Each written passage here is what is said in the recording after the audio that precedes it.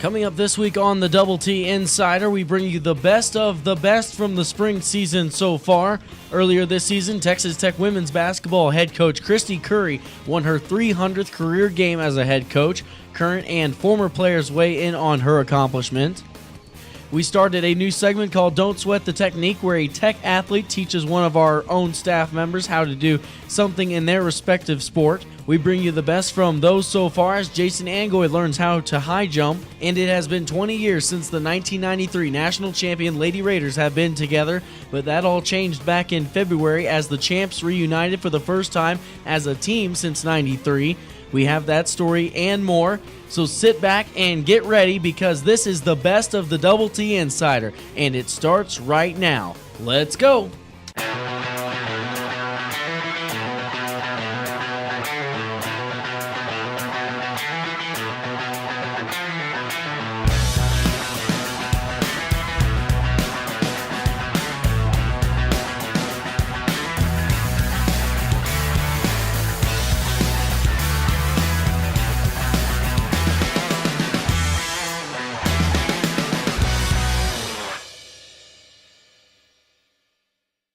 The Double T Insider is brought to you by the College of Media and Communication and is entirely produced by students of the college.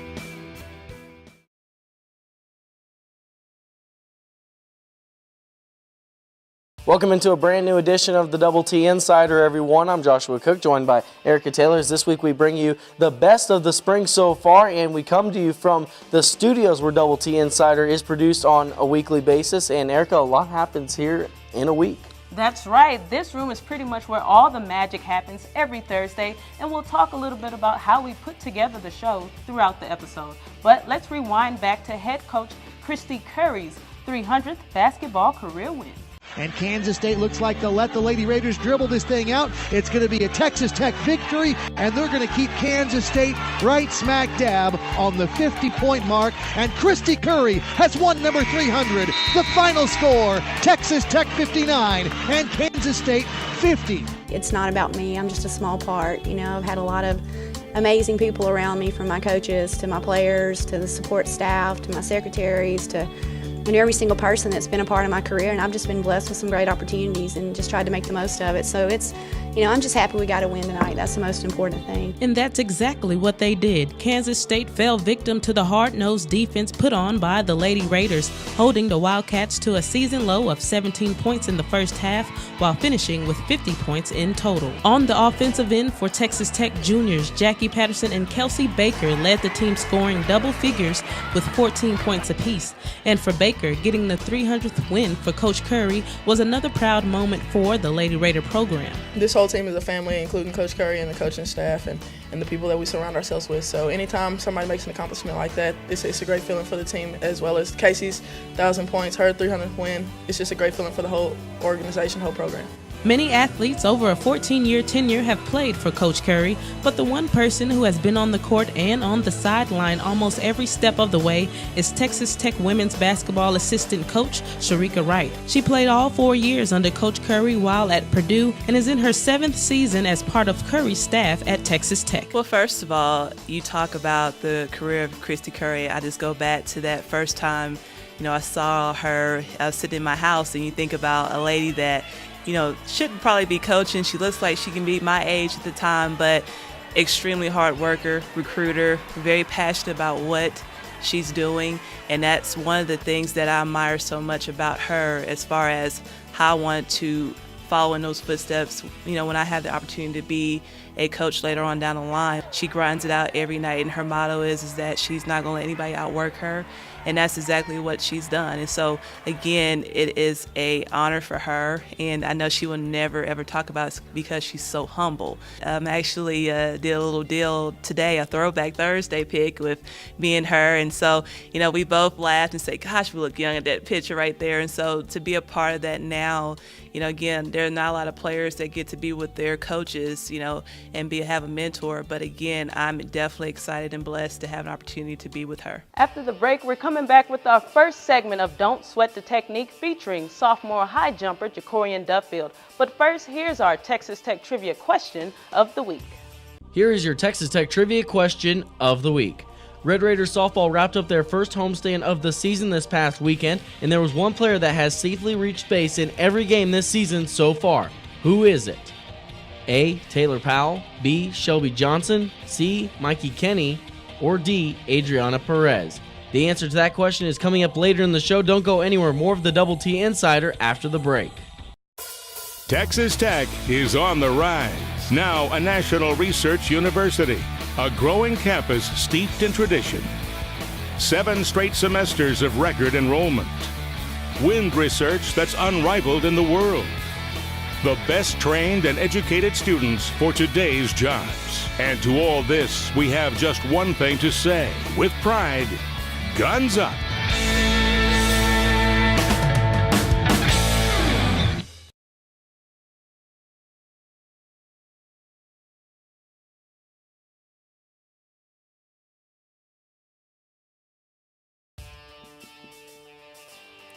Welcome back to the show, everyone. Each week we meet in this room to plan for the next Double T Insider episode, as you can see right behind me. And we always look to improve, so does our own staff. Double T Insiders Jason Angoy takes part in this week's Don't Sweat the Technique, where he learns how to high jump. We are inside the Athletic Training Center for our new segment called Don't Sweat the Technique, featuring Jacorian Duffield, and he's going to show our very own Double T Insider how to high jump step by step. He's going to break it down for us. All right, we're going to start off with the first step right here. Okay, well first, what leg do you jump off of? I'm going to say my left. Okay, so we're going to go to the right side over here.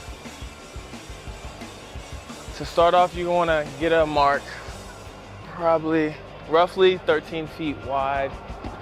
For you, probably around 50 feet. And you said you jump off your left, right? So you're gonna have your left foot forward, and your first 3 steps, you're gonna rock back, usually rock back into it, and then you're gonna start your approach. Now your first 3 steps should be fairly aggressive, not like a sprinter, but just to give you enough momentum to initiate your curve with some speed to go into the bar. And then after that, after your 3rd step, you're gonna set up your curve on your outside foot, which will be your right foot, and then you're gonna use your momentum from the first 3 steps all the way into your curve. And your goal is in the curve is to stay away from the bar and bring as much speed as you can to the bar. And then with your last 3 steps, you're gonna put them down really aggressively to take off in an angle that you can bring the most speed and most momentum, and then let physics take you over the bar.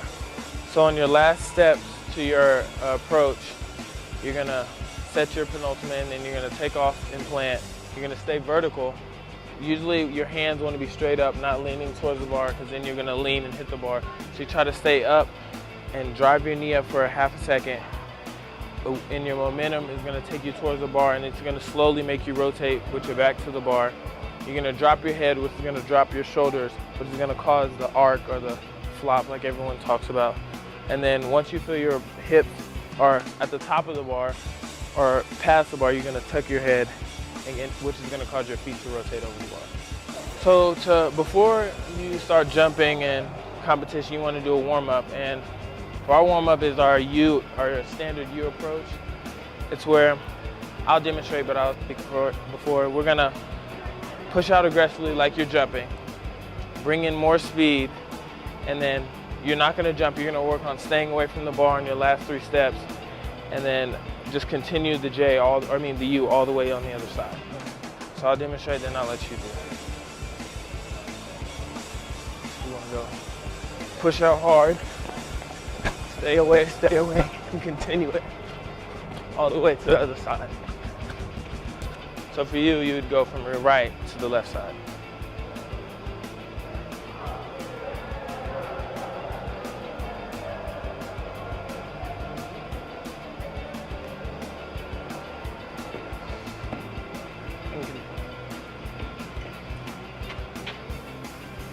That was pretty good. That was pretty good. But next time, you'll try to extend it all the way out, but that was still strong. So now, we would go to the jumping. After a few of those, we'd start jumping. Take over about there, probably like here. No cutting out, just straight. you want to put your outside foot will start your curve. Then you want to bring your left foot basically straight with your right foot, and then it'll cause you to not just dart at the bar, but make a curve towards the bar.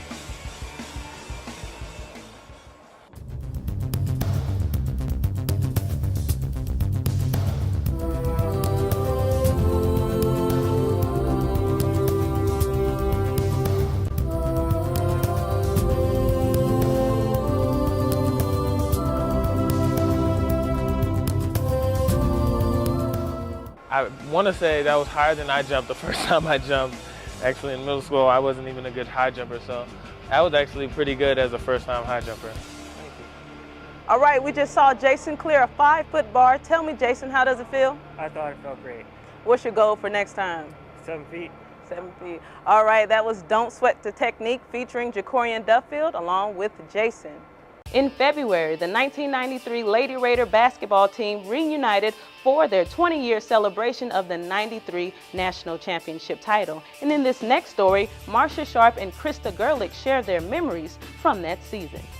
It was signing day inside Club Red to help kick off the weekend celebration of the 1993 National Championship title. Marcia, Krista, Michelle, along with the rest of the 1993 Lady Raider squad, took part in signing basketballs, throwback jerseys, t-shirts, and posters. Saturday's luncheon was coupled with former and current Lady Raiders enjoying good laughs and reminiscing while watching the '93 championship game between Texas Tech and Ohio State.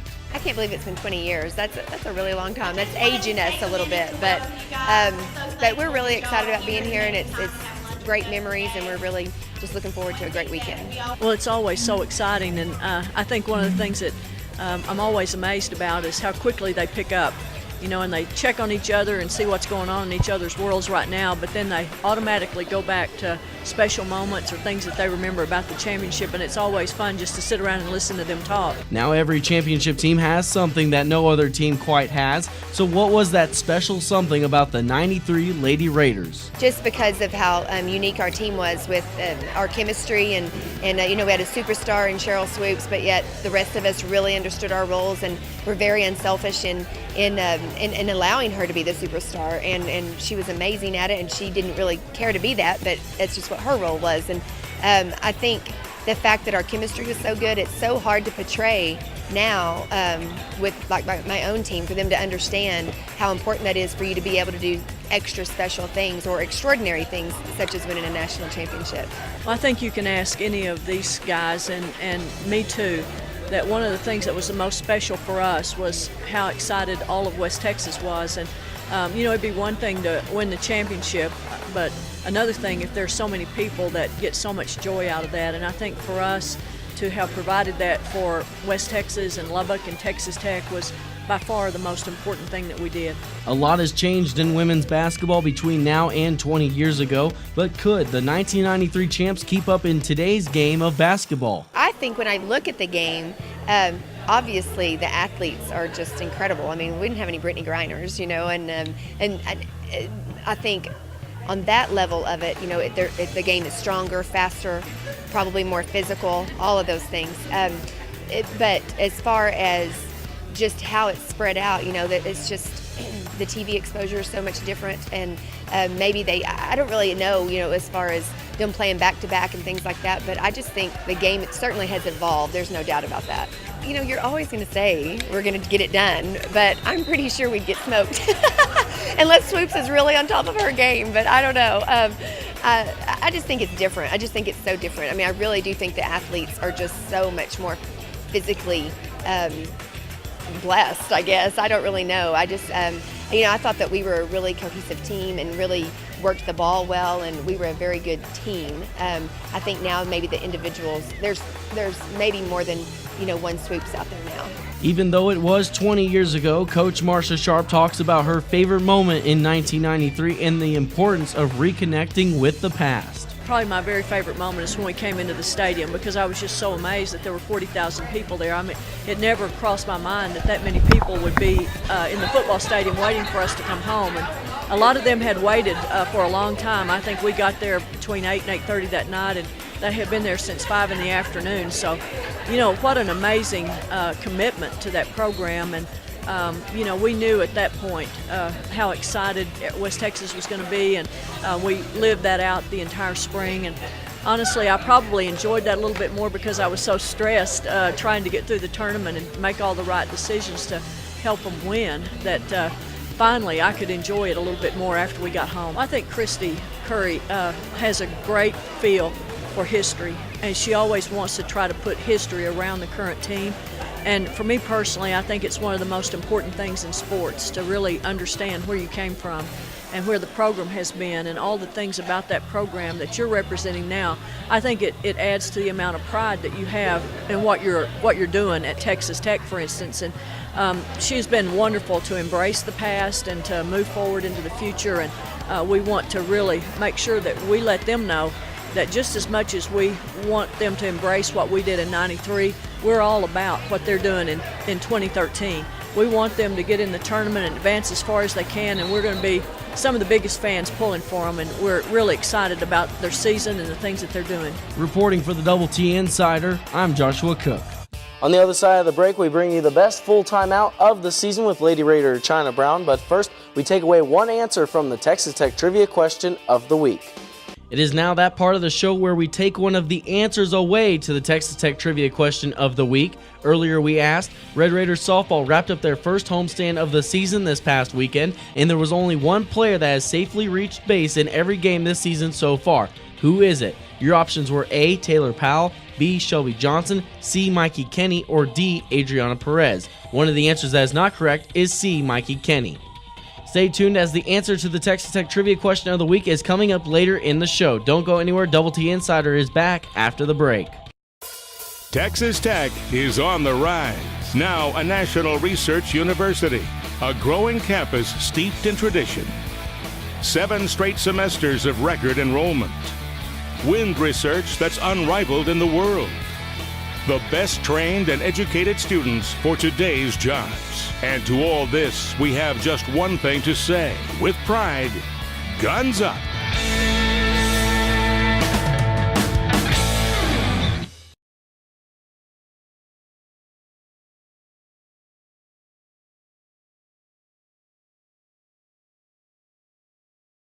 Welcome back to the Double T Insider. Earlier in the spring, we took a full time out with the Lady Raider. You know the game where I give them 10 different scenarios and they had to answer them all in 60 seconds.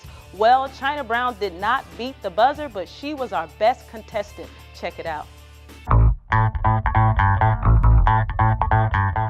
Double T Insider here, and we're taking a full time out with China Brown, a game where I give her 10 scenarios and she has to answer them to the best of her ability, all in 60 seconds. All right, China, are you ready?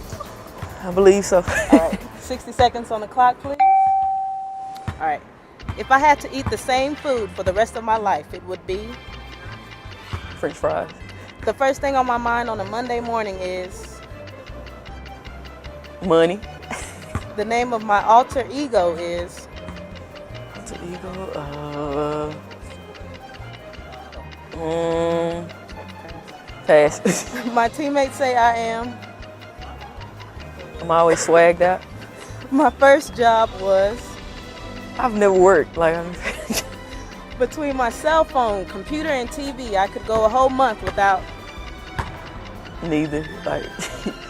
I would donate $1 million to?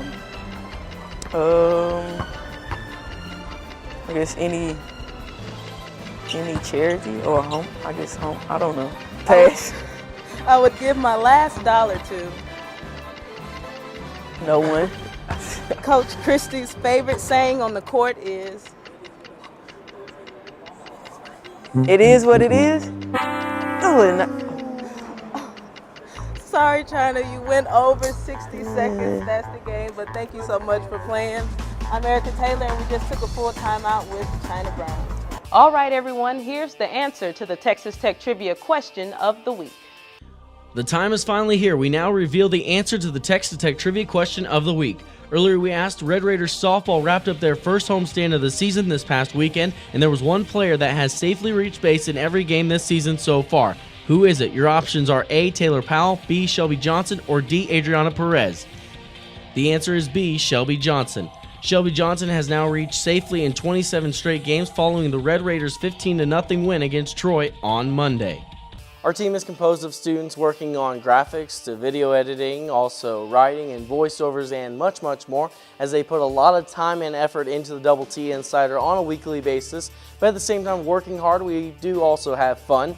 And with the show winding down, we bring you a preview of what's coming up this week for Texas Tech Athletics. On Tuesday, Red Raider baseball will take on Arizona State at Rip Griffin Park. First pitch is set for 6:30 p.m. and can be seen on Fox College Sports. This coming weekend, Red Raider softball will travel to Las Vegas to compete in the Rebel Classic. On Friday, Tech will play in a doubleheader facing Tulsa at 4:30 p.m. and UNLV at 8 p.m. On Saturday, Tech will conclude the Classic, playing a doubleheader with Boise State. Start times are set for 11 a.m. and 1:15 p.m. Red Raider baseball will travel to take on Big 12 newcomer West Virginia in a 3-game series. Friday's game is set for 5:30 p.m. and Saturday and Sunday's games are set for 3 p.m. and noon, respectively. Lady Raider tennis stays home to play West Virginia on Friday. Match time is set for 6 p.m. Also on the hard court, Red Raider tennis plays New Mexico State at home. First service set for 11 a.m. On Saturday, Texas Tech track and field travels to El Paso to compete in the UTEP Invitational. Competition will last all day. And finally, Lady Raider tennis will square off with Iowa State Sunday at home. First service set for 1 p.m. That's a wrap for this week's show of the Double T Insider. We hope you enjoyed the sneak peek of our studio. And of course, the Double T Insider couldn't be completed each week without the help of the College of Media and Communication and also Texas Tech Athletics. Also, be sure to go like Double T Insider on Facebook, search for Double T Insider, and then also on Twitter at Double T Insider. For Joshua Cook, I'm Erica Taylor. We'll see you next week with new access into Texas Tech Athletics.